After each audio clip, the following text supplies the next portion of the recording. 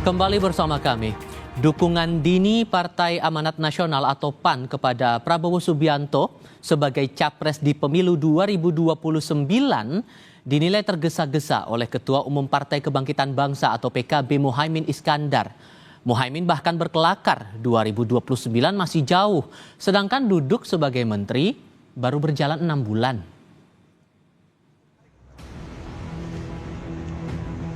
Ketua Umum Partai Amanat Nasional Zulkifli Hasan mengaku tak masalah jika Prabowo kembali maju di Pilpres 2029. Namun, soal Wapres, Zulhas bilang perlu dibicarakan dulu. Dukungan ini diucapkan Zulhas saat memberi arahan jajaran pengurus DPP PAN agar PAN masuk 4 besar di pemilu 2029. Saya juga sampaikan kepada Pak Prabowo, yang penting buat saya Pak, partai saya besar. Itu yang paling penting.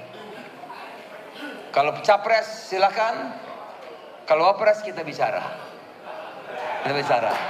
Iya kan? Kita bicara.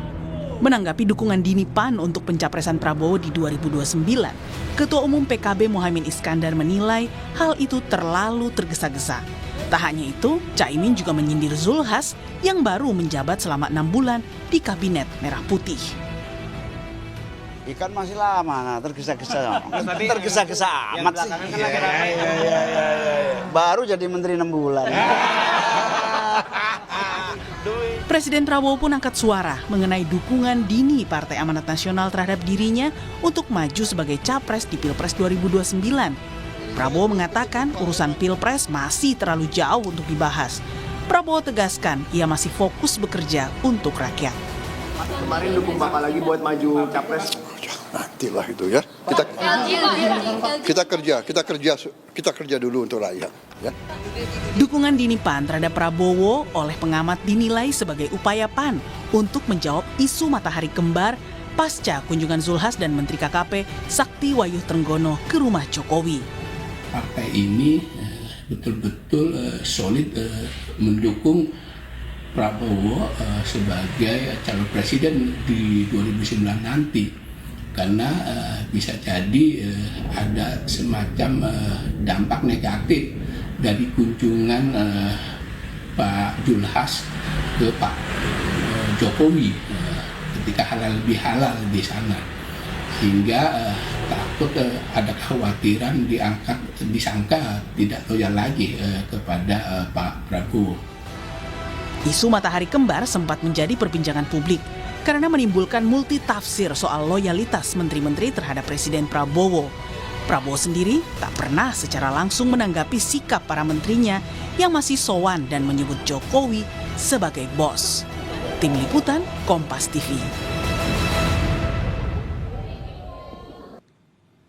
Pilpres 2029 masih 4 tahun lagi, tapi Partai Amanat Nasional sudah buru-buru melontarkan dukungannya untuk Prabowo maju sebagai capres di pemilu 2029. Apakah dukungan ini ada kaitannya dengan kunjungan dua menteri Prabowo asal PAN, Zulkifli Hasan dan Wahyu Sakti Trenggono ke rumah Jokowi di Solo hingga menimbulkan isu matahari kembar? Kami diskusikan ini bersama para narasumber. Bergabung saat ini Ketua DPP Partai Amanat Nasional A. Bakri, lalu ada juga Ketua DPP PKB Saiful Huda dan Direktur Eksekutif Parameter Politik Indonesia Adi Prayitno. Assalamualaikum dengan Tifal semuanya, selamat sore.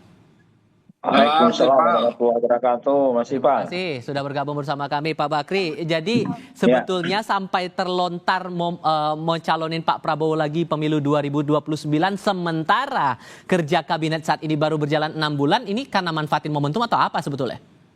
Iya, sebenarnya tidak masalah ya. Itu spontan yang disampaikan oleh Pak Ketum kami pada saat halal bihalal. Kebetulan halal bihalal itu dihadiri oleh seluruh kader se-Indonesia, mulai dari DPW, DPD, DPC, dan juga termasuk kader-kader eksekutif kita, bupati, wali kota, dan gubernur.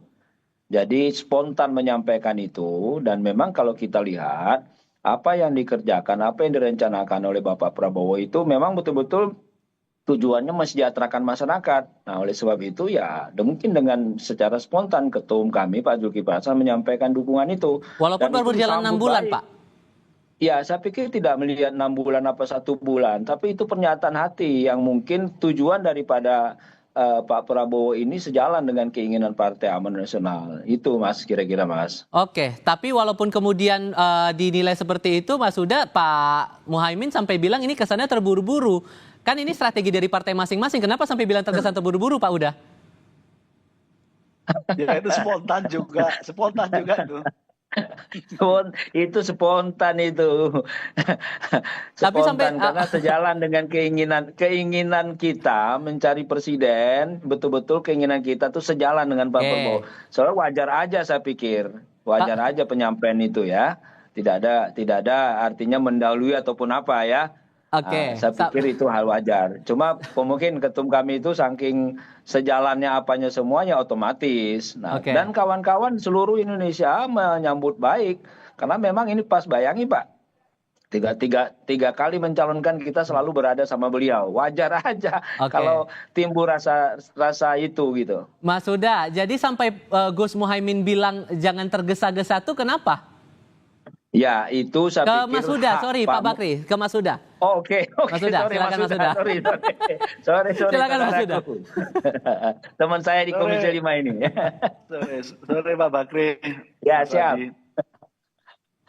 Yang pertama, ya kira-kira memang begini, kira-kira itu.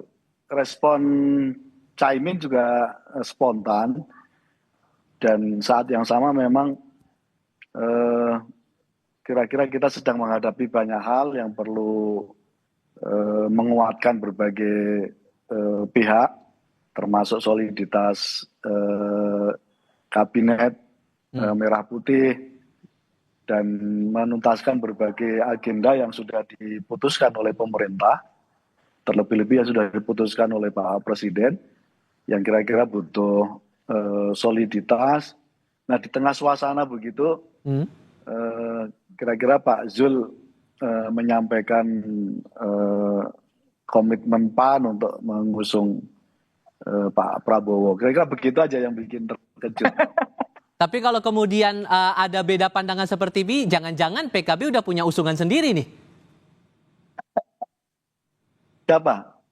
Pak Huda, apakah jangan-jangan PKB sudah punya usungan sendiri untuk 2029 selain Pak Prabowo? Makanya sampai ngomong jangan tergesa-gesa dulu. Belum ada bahasan kalau sejauh itu. Yang jelas, yang ada di bahasan internal kami mulai hari-hari ini ya memastikan kepemimpinan Pak Prabowo sebagai presiden selesai sampai 5 tahun ke depan. Nah, baru nanti kalau soal capres, cawapres, memang itu agenda 5 tahunan yang semestinya dibahas 5 tahun ke depan. Oke, Mas Adi, kalau Anda mencermatinya, PAN dan PKB sama-sama di perahu di koalisi yang ada di pemerintahan saat ini, tapi beda pandangan, Anda bacanya gimana? Ya, saya kira 3 hal. Pertama, tentu setiap partai politik itu punya style politik yang berbeda. Ada yang memang bergerak lebih cepat, ada yang kemudian sedang menunggu soal kira-kira kapan momen yang dianggap penting untuk bicara tentang pemilu dan pilpres. Jadi ini yang kemudian terlihat dari PAN dan kemudian juga terlihat dari PKB. Kalau bagi PAN sepertinya memang mendukung Prabowo di Pilpres 2029 ya tentu adalah sebagai sebuah pilihan dukungan sekaligus sebagai bentuk totalitas untuk terus bersama dengan Prabowo Subianto. Itu yang sepertinya ingin ditunjukkan. Karena memang PAN itu sejak 2014 hingga 2024 yang kemarin memang merupakan koalisi yang memang selalu bersama dengan Prabowo. Jadi wajar kalau kemudian di 2029 nanti PAN juga akan bersama kembali. Tapi yang kedua menurut saya secara prinsip, Mas, ini adalah argumen-argumen yang saya kira memang cukup realistis. Karena ada kecenderungan presiden petahana jika maju yang kedua kalinya, memang rasa-rasanya ini tinggal hanya nunggu untuk dilantik yang kedua kalinya sebenarnya. Kalau melihat apa yang terjadi pada SBY dan Pak Jokowi di periode kedua itu kan relatif mudah untuk memenangkan pertarungan. Tentu dalam konteks itulah sepertinya Partai Amanat Nasional berpikir realistis. Maka di 2029 tak ada cerita lagi, tak ada perdebatan lagi bahwa jagoan yang akan diusung oleh Partai Amanat Nasional itu the one and only hanyalah Prabowo Subianto, bukan yang lain. Tapi yang menarik adalah ketika PAN bicara tentang kalau soal wapres nanti dulu, itu perlu diskusi. Ya bukan tidak mungkin PAN itu juga punya intensi untuk menyorongkan salah satu kader terbaik mereka untuk bisa berdampingan dengan Prabowo Subianto. Karena pada saat yang bersamaan PAN ini kan punya target untuk masuk dalam 4 besar. Oke. Jadi salah satu kunci supaya PAN bisa masuk dalam 4 besar adalah berupaya sekeras mungkin supaya ada kader PAN bisa jadi wakil maju pilpres, dan harapan terbesarnya untuk mendapatkan kotel efek. Saya kira ini adalah kalkulasi politik biasa sebenarnya. Kalau Yang secara agak sedikit sederhana Mas Adi, sorry saya potong. Kalau kemudian ini dikaitkan dengan bentuk loyalitas PAN terhadap Prabowo setelah kemarin salah satu kader dari PAN, Pak Treng, datang ke Pak Jokowi sambil bilang bahwa Pak Jokowi masih bos saya, apakah itu sebagai wujud dari mengcounter pandangan publik bahwa matahari kembar itu tidak ada? Kalau saya tidak sejauh itu Mas ya, karena saya kira menteri-menteri dan wakil menteri yang ke Solo itu tidak ada yang kemudian dipersoalkan, tidak ada teguran dari istana, dan bahkan istana itu menganggap itu hanya sebatas silaturahmi politik biasa yang tidak perlu dibesar-besarkan. Dan saya kira yang datang ke Solo bertemu dengan Pak Jokowi bukan hanya Pak Trenggono, Pak Zulhas, ada Pak Bahlil, kemudian ada Pak Luhut, ada Sri Mulyani di situ, ada Wi Haji, dan seterusnya dan seterusnya. Tapi orang bertanya kenapa Golkar tidak melakukan hal yang sama. Kalau apa yang dilakukan oleh PAN itu dikaitkan dengan soal loyalitas. Jadi bagi saya ini adalah murni bagaimana loyalitas dan totalitas PAN untuk terus bersama dengan Prabowo Subianto untuk yang keempat kalinya di pemilu. Wajar kemudian dalam momentum halal bihalal dan pengumuman struktur kepengurusan PAN yang baru, Pak Zulkifli Hasan itu menyampaikan secara terbuka kira-kira arah politik di Pilpres itu seperti apa. Bersama terus dengan Prabowo Subianto. Pak Bakri, kalau ada yang kemudian mengaitkan dukungan dari PAN ke Pak Prabowo ini untuk mengcounter omongan masalah matahari kembar yang dikaitkan lagi dengan omongan Pak Trenggono bilang Pak Jokowi masih bos saya, itu gimana tuh? Iya, saya pikir nggak ada lah kaitan itu ya. Nggak ada kaitan itu. Kalau dikaitkan itu berarti semua yang ada di sana ada kait-kait mengait begitu. Saya pikir nggak ada. Itu kebetulan aja mungkin. Tapi yang jelas apa yang disampaikan oleh ketum saya Pak Zulkifli Hasan itu merupakan spontan ya. Karena memang dari kader-kader juga sudah merasa bahwa kita bagian daripada pemerintah. Nah, terasa baru beberapa bulan, baru beberapa sudah terasa. Dan lebih penting lagi, Pak Zul dipercaya sebagai Menteri Koordinator Pangan, nyambung sekali dengan keinginan daripada Pak Prabowo mengenai ketahanan pangan. Oleh sebab itu spontan, dan itu disambut baik oleh seluruh kader dari seluruh Indonesia yang hadir pada saat itu, maupun eksekutif, legislatif. Jadi oleh sebab itu saya pikir tidak perlu dikait-kaitkan lah. Kalaupun datang ke sana itu mungkin hal silaturahmi. Ini sekali lagi spontan disampaikan oleh Pak Zul. Beliau menyampaikan itu bahwa itu merupakan bentuk daripada keseriusan, bentuk daripada rasa satu kesatuan dengan Pak Prabowo. Nah oleh sebab itu saya pikir kawan-kawan pun juga tidak perlu berpikir terlalu jauh ya. Adanya matahari atau apa. Saya pikir tidak, matahari tetap satu kok. Ya. Ketua Umum Zulkifli Hasan dan dukungan itu ke Pak Prabowo. Nah itu jelas itu. Kalau di PKB Mas Huda, apakah langkah mendukung PAN mendukung Pak Prabowo ini bikin PKB gerah, dan ada rencana nih buat ngajuin lagi Pak Muhaimin buat maju lagi di pemilu 2029? Ada nggak tuh? Enggak, ya kan semua punya cara berpolitik, punya cara memutuskan, ya kita hormati aja. Tapi poin pentingnya saya kira karena sudah bergabung menjadi bagian dari partai pemerintah, tak terkecuali PAN, ya kira-kira kalau PKB sih nanti deh ngomongin soal pemilu termasuk Pilpres kan 5 tahunan ya. Artinya nanti kita akan bahas 5 tahun ini kita isi untuk sepenuhnya mensukseskan kepemimpinan Pak Prabowo. So momentumnya kapan buat memutuskan itu, Mas Huda? Ya seperti biasa nanti menjelang 5 tahun terakhir. Kalau dari Mas Adi, kalau kemudian dari PAN sudah menyatakan siap mendukung Prabowo di 2029, sekarang kan persoalannya wakilnya nih sekarang. Anda menganalisisnya kalkulasi PAN untuk membaca wakil pasangan Prabowo ini gimana nanti Mas Adi? Ya kalau saya membaca rata-rata secara umum sebenarnya partai-partai koalisi yang ada di barisan Prabowo Subianto per hari ini memang sangat kelihatan sekali bahwa salah satu gestur politik mereka berupaya untuk bisa berdampingan dengan Prabowo sebagai calon wakil presiden. Karena sekalipun ambang batas presiden 20% itu sudah dihilangkan oleh Mahkamah Konstitusi, tapi melawan Prabowo Subianto di Pilpres 2029 itu bukan perkara mudah. Karena apapun Prabowo itu secara popularitas dan elektabilitas memang sulit untuk bisa dikalahkan. Jadi dalam konteks itulah kemudian wajar kalau para partai yang kemudian terkoalisi dalam koalisi merah putih itu berupaya bagaimana menjadi calon wakil yang bisa berdampingan dengan Prabowo. Itu paling mungkin yang paling rasional dilakukan, Mas. Oleh karena itu wajar kalau saya akan membaca ke depan ya partai-partai yang terus untuk menuju 2009 itu adalah upaya-upaya yang mereka lakukan untuk berupaya dan meyakinkan Prabowo supaya salah satu kader mereka itu untuk dipilih sebagai salah satu pendamping. Itulah yang saya sebutkan ini adalah argumen-argumen realistis. Nah, kalau terkait dengan PKB, kenapa dianggap buru-buru baru 6 bulan? Karena memang PKB ini memang selalu bermanuver agak tajam di detik-detik akhir. Memang. Ya, siapa yang bisa menyangka tiba-tiba Gus Muhaimin kemudian maju berpasangan dengan Anies Baswedan.